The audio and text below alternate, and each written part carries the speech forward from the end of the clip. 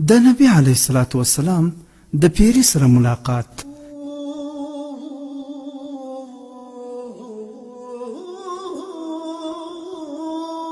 د حضرت انس بن مالک رضی الله تعالی عنه بیان دی چې د نبی اکرم صلی الله علیه وسلم په ملګرتیا کې د مکې په ځنګلونو کې ناڅاپه یو بوډا سړی ښکاره شو چې د خپلې امسا په زور تلو.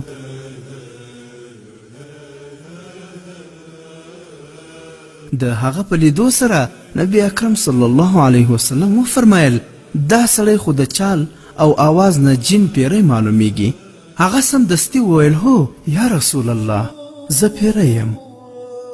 د هغه جواب په اوریدو سره نبی اکرم صلی الله علیه وسلم د هغه نه پوښتنه وکړه ته کوم پیری یې؟ هغه ورته وویل زما نوم هاما ابن هم ابن اقیس ابن ابلیس دی. نبی اکرم صلی الله علیه وسلم ورته وفرمایل ستا او د شیطان په منځ کې خو صرف د 2 پښتو فاصله ده. هغه جواب ورکړو بلې یا رسول الله. نبی اکرم صلی الله علیه وسلم ترېنه پوښتنه وکړه ستا عمر څومره دی؟ هغه جواب ورکړو د دنیا اکثر زمانه ما لیدلې ده. په کومه شپه چې قابل حابل قتل کړ زما عمر 100 کاله و. د ډیپې نه مې ټوپ وهلو او خوشحالیدم او مخلوق مې راپارول، یعنی نور جنات او پیرانان مې خبرول. نبی اکرم صلی الله علیه وسلم ورته وفرمایل دا خو ډیر خراب عمل و.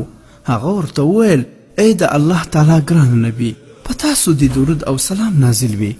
غصه مه کوئ، زه د هغو خلکو څخه یم چې په حضرت نوح علیه السلام باندې ایمان راوړی و او ما هم د هغوی په لاس مبارک باندې الله تعالی ته توبه ایستلې وه او ما د هغه سره د دعوت په کار کې کومک هم کړی و او هغه مې راضي کړی و.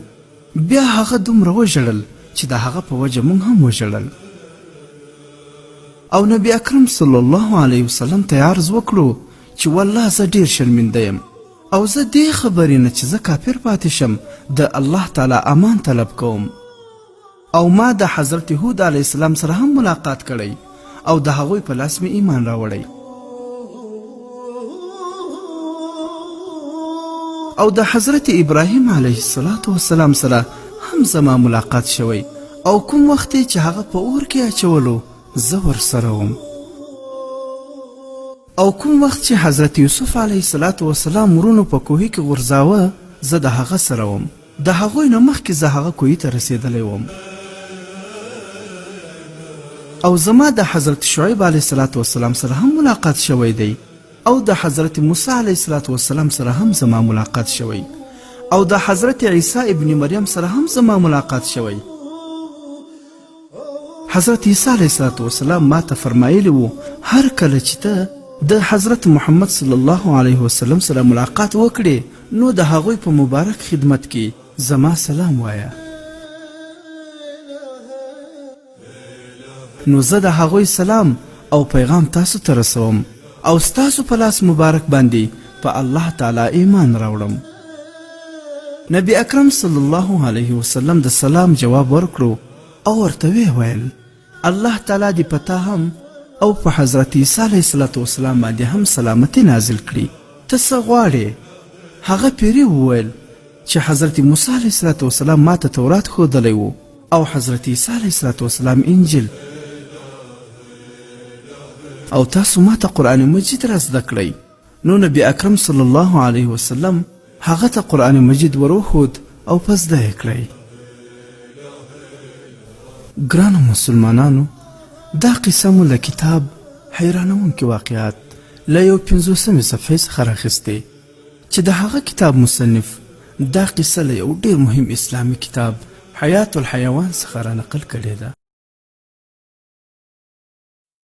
یا ډیر حسین می جانان دی زیادار شدمونارو پاک اللہ دستائل دا قرآن بسی پارو کائناتی کدم شد سپین مخپنندارو نورانی بل مشال دے کفر دا تیارو یا ډیر حسین می جانان دی زیادار شدمونارو پاک اللہ دستائل دا قرآن بسی پارو کائنات کې دم شو د سپین مخ پنندارو نورانی بل مشال دې د کفر دا تیارو یا ملائکان حسن ستای دیر حسین میں جانان دی زیاد دارش دمونارو پاک اللہ دستائل دا قرآن پسی پارو ود نورانی جانان اللہ کی صفتون کائناتی کے دم شدستن مخپنندارو نورانی بل مشال دے دا کفر ناتیارو دیر حسین میں جانان دی زیاد دارش دمونارو پاک اللہ دستائل دا قرآن پسی پارو کائناتی کے دم شد سپین مخ پنندارو نورانی بل مشال دے دا کفر دا تیارو یا جمال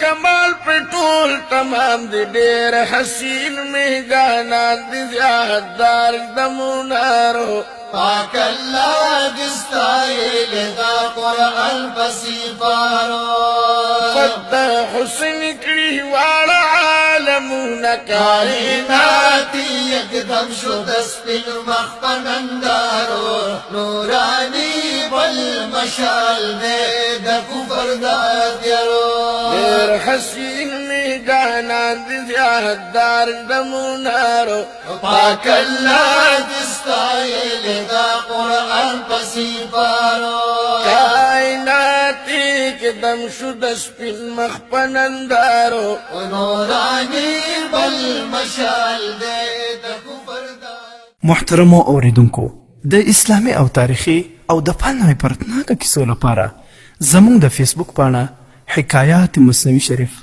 در سره لایک او شیر کړئ